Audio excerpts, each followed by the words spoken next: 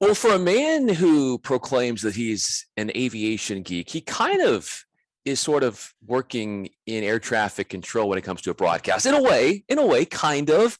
He is Joe Krueger, directing, producing with several different networks, including the NBA, the Utah Jazz. He has done work there, worked with the Pac-12 network, ESPN, the list goes on. We're going to tell his story here on the On to Something podcast. I'm Bryan Fenley with Fox Sports Radio, also a broadcaster for live events. So, Joe, first of all, I appreciate you doing this. How much do you liken, say, I don't know, being in kind of a cockpit, if you will, if you're in the production room and you're maybe even being someone in charge of air traffic control, to calling a broadcast and being there and putting it on screen? Yeah, it's funny. I never correlated those two until you just did that. It's weird, but yeah, I mean, the production truck is the cockpit of a broadcast, and we have more than just a pilot and a co-pilot. We have a bunch of pilots and co-pilots that make the ship fly. But yeah, there's a lot of coordination, like a pilot, like an air traffic controller, and like just like that, everyone's got their job to do, and they all do their jobs, and we try to put on the best broadcast every time the red light goes on.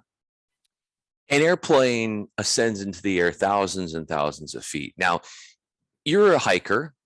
You have ascended to the summit of Mount Bierstadt, and that's what, 14,000 feet or something like that. Correct. Give or take. What did it take for you to get to the top there and hike all the way up to the pinnacle? Funny story. It took me 2 times. The first time my wife and I did it, and it in Colorado, it's considered the easiest 14er. So it's funny because you still get the people out there doing it because it's considered an easy 14er that are out there in their flip-flops and unprepared, and it's still a 14,000 foot peak. It's hard. It's a hard hike. I got almost to the summit my first time, and I knew how far I wanted to, I knew I wanted to get to the summit, but on the way up, I told my wife, you just go, I'll get there when I can. And I almost made it, and I didn't. She came back down, and I said, no, I'm good. I'm happy. And then I think we went back either a year or a year and a half after that. And I was like, this time there's no question I'm doing it. And I did it, and, it was spectacular. And it was one of my greatest accomplishments in my life. Like, because I really, both times I pushed myself farther than I've pushed myself in a lot of things to do. There's so many times I wanted to stop, but I just wouldn't do it. And I said, this time I'm getting up there. I'm getting to the top of this thing, and I did it. And that sense of accomplishment, it still brings like euphoria to me just thinking about it today. Well, let's take that and then apply it to your career in terms of moments of obstacles that might have come forth where you could have said, okay, maybe I'll do something else, but you kept pushing. You kept with it. You continued on with it. And like the feeling of euphoria in getting to the top of Mount Bierstadt, how do you feel like you've pushed yourself to climb your own mountain, if you will, in the industry, and what it has taken to do that? Yeah, I came in this industry in kind of an unconventional route. I started in TV news back in the day. That was my background. I started working overnights in Green Bay, Wisconsin, like midnight to 8:30 in the morning, photographer, editor, and not a lot of good things happen between midnight and 8:30 in the morning. So you're not covering the good stuff, right? And then I moved to Utah and worked TV news there. And then a job with the Jazz opened up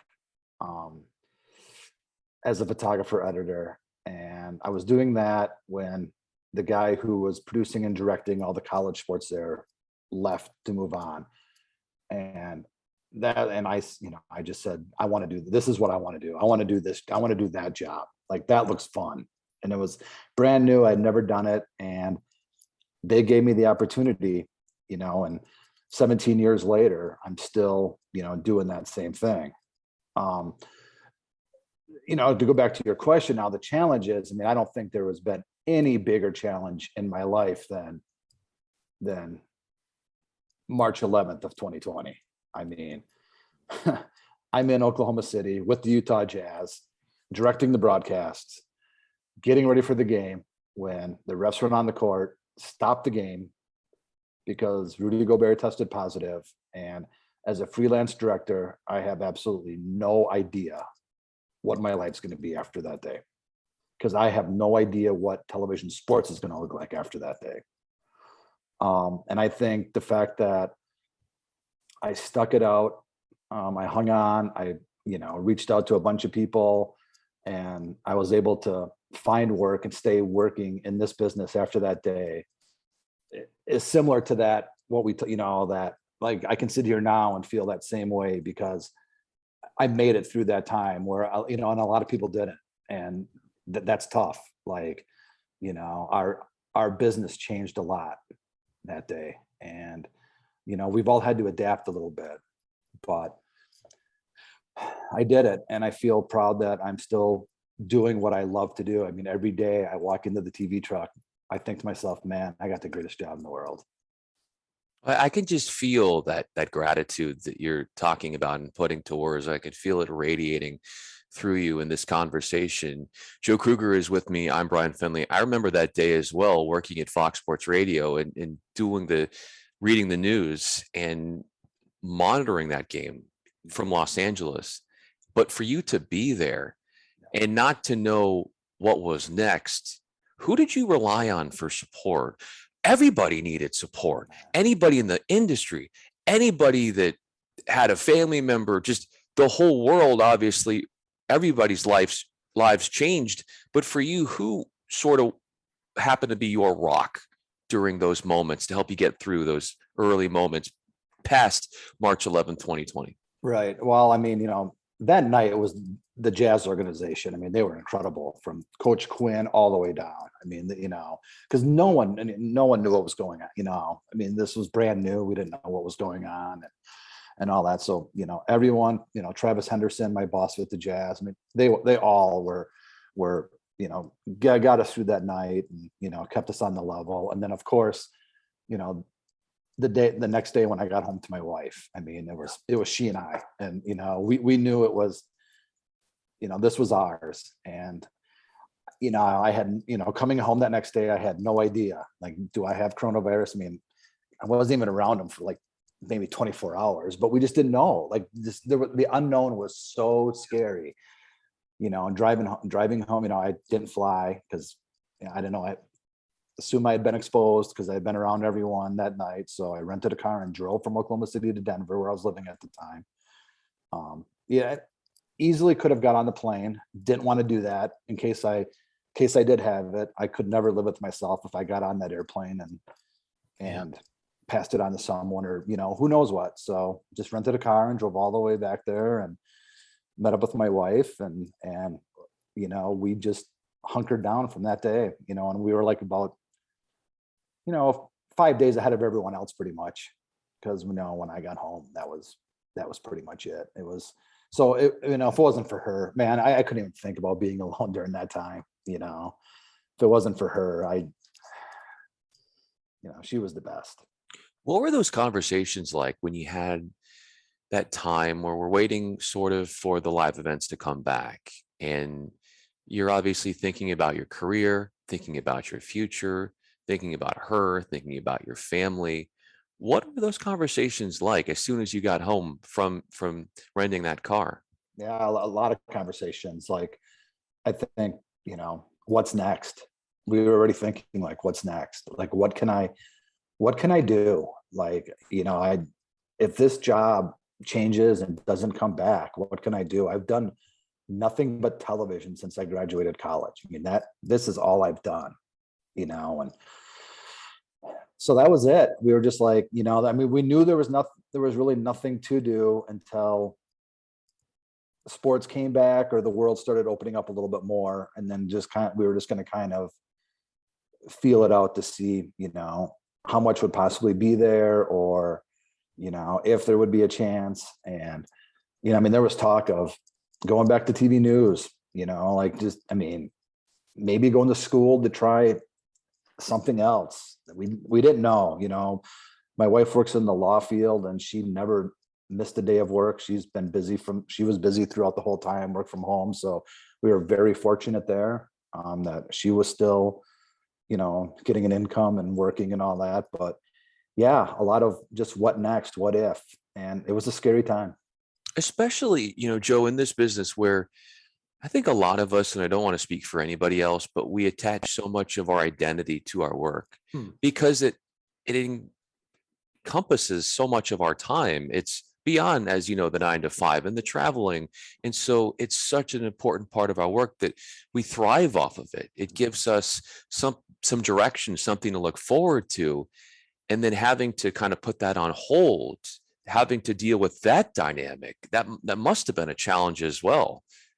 That's true. I mean, it's totally true. I mean, we love what we do, and I take pride in, producing and directing and doing these sports. And part of the, what's next is, I for me, going back to TV news would have been a huge step backwards, and again, it would have been hard for my identity and my ego a little bit, but I would have done it. There's no question I would have done whatever I had to do. But that's true. I mean, I feel like, I'm a producer and a director. This is what I do, and I want to keep doing it, and but yeah, it's tough. It was tough. It was tough. Like, you never want to go backwards, but I think a lot of people did and still are, and I was willing to at that point, when the time came.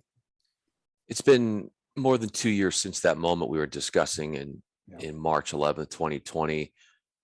In reflecting upon all that time that's passed leading up to now, what can you take as a badge of honor in that you look back and you're proud of something that you did or how you handled those 2 years, and you can look at it and take with you as a source of pride? Boy, that's tough. I mean, I just think that I persevered, I sent emails after emails to coordinated producers and executive producers of companies I've never worked for before, just trying to maybe get my name out in front of somebody else who I hadn't worked for before. My wife saw how hard I worked so I could stay in this industry. And it's hard because anyone who works in this business knows that it's probably 90% rejection. I mean, a lot of it is. I mean, even in, working for the Jazz, if you think about it, there's only 30 people who basically do my job. There's 30 teams and there's 30 directors. We have a rotation with what we do, but so they're premium jobs that we get. So I really I wasn't going to give in. I was going to do this. I was going to keep doing this. I started with high school football in August of 2020. Utah started doing high school football, and I told this company, I'm like, I will fly to Utah on my dime every weekend and do these games for you. Like, that's how much I just wanted to stay doing it. And they're like, done deal. And I'm like, I'll pay my own way. I'll stay at my mother-in-law's house and I'll produce and direct these games. And that's kind of where it started. In listening to you, Joe, it just seems to me that in your DNA, this is what you were supposed to do. Like, there is nothing that you were supposed to do other than working in sports, being in television. In listening to your passion, I mean, I just feel that this was fate for you, and for you to go through those times in March of 2020 and then to slowly work it back and to get where we are today and to be appreciative. I think if there's probably anything that this has taught all of us is to what you said earlier about the gratitude. I mean, we would go into a game thinking, oh, this is just another game. We're just happy to play this game. We're just happy to be able to work. And the level of appreciation and gratitude has multiplied in all of us since then. And when you got back to these games, and you're seeing the coaches, and especially in the NBA, and you're seeing these coaches that you love and all the relationships. This is sort of kind of deviating to another topic here. But when you're working on these broadcasts and you're dealing with the players and the coaches, what can a coach do to make your job easier? I always found that interesting. Where you're covering the coach, you're covering the game, but from you and your role on the broadcast, how can a coach make your production better or make your job easier? Well, especially with the with the Jazz and anybody, we're fortunate that every Jazz game we get one of the assistants that comes down and talks to us in the hotel or at home, and we can ask them anything we want to ask them and run through game plans and stuff. And it's huge. It definitely helps us prepare for every broadcast.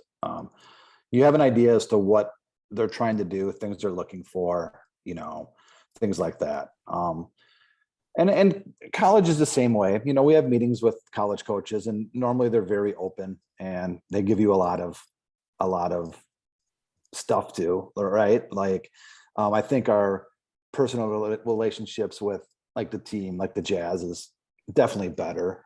I was fortunate enough when I started that I worked with the late Jerry Sloan, who, still to this day, treated me like a son of his. And, my relationships with people like him and Phil Johnson, who was his assistant, they're long beyond basketball. I mean, those are those are personal relationships that I cherish to this day. So, that's a little asked too, but, I look at my relationships with the coaches more on the personal level than the job level.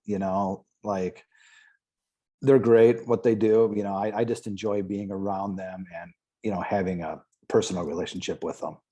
And why is it, if I were working in the production truck with you, Joe, that I would love working with you? To throw it back to you. Maybe at times you will. Good. It's still the truck. We can get a little hot under the collar. Not never hot, but I mean, there's times where things aren't going the way you like, and but at the end of the day, it's just television, and what we're doing is fun, man. I mean, we're putting sports on TV, and I had a company hire me once to do a live event for them, and they don't do live TV at all. And they talking to me before the event, and they create like TV shows and they edit and stuff. And I said, hey, listen, we're going to make a mistake probably within the first 5 minutes. Like we are, like, it's just the way this is live TV, and we can't go back, and we're not going to be able to go back and fix it in editing. Like, once it hits the air, it's gone, it's done. We just have to move on. And that's just the way even when things go sideways, it's like, okay, we got to get past this, and we can't go back and fix it. So let's just move on and enjoy doing what we do. And that's what I try to do in the truck. I just try to have fun, and incorporate everyone, and, I'll probably talk too much a little bit sometimes, but yeah, it's a good time. There's a fun in the truck. There's a fun that you get that might not be too much similar or too much different than when you scale a mountain and you're doing the mountain climb. And we talked about the euphoria. I feel like there's a connection there between you accomplishing that, hiking to the top of Mount Bierstadt, and then what you're doing television wise. There's just a sense of feeling alive, and in those moments that you really feel like this is what you were meant to do, your passion, and you're a problem solver at the end of the day. So yeah, nothing is ever going to be perfect with live television, right? Never. I mean, Travis Henderson and we've joked around for years that if we ever do the perfect show, then we're quitting, because it's just it's not attainable. Like, right? I mean, if you think you did that, then you've settled. Like, you can always get better. I mean, we've been doing this for how long? I mean, there's always room to get better. Like, there's always something. And plus, Joe, sometimes I think viewers want to feel like there is a mistake, in the sense that they're more drawn to something that's human. Like, if it's perfect and it's robotic, it might not be as endearing. It might not gravitate people as much. They want to know that they can connect with somebody. If there's something that's perfect, nobody can connect with what's perfect. So in a way, I think that in humanizing a broadcast, that it actually brings in more people. No, it's funny you say that, because I can sit and watch sports like I do all the time, and I can see something happen, and in my heart I'm just like, oh, I feel so bad for the director. Oh, I feel so bad for, you know what I mean? Like I watch it with a totally different eye. Yeah. And I don't sit and be like, oh man, what was that? I'm just like, oh man, I feel so bad for him. Or whoever it was, the TD or someone, like I know right away, and I'm just like, oh, those poor guys. I know what they're going through right now, So yeah, I mean, there is that human element, and maybe someone, if you're watching a sporting event and you see something go sideways, know that us in the truck, we're not doing it on purpose. It's something happened, and we're going to correct it. Yes, you are human. Right. You are really good at what you do. And there is that shared fraternity where you feel empathy, a sense of empathy for somebody else who's putting on a podcast that, yeah, maybe things don't always go 100% correct, but that's life, that's live television. And to kind of wrap up this conversation, you talked about something we mentioned earlier, and you being an aviation geek. I think the way in which you've been able to pilot your career in that way has really been something special, and really enjoyed this conversation canvassing that. Joe Krueger, I'm Bryan Fenley. Really, really enjoyed this, man. This was a fun look behind the curtains here of you and what you're all about.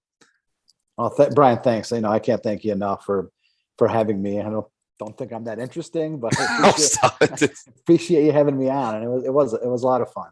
Thank you. Awesome.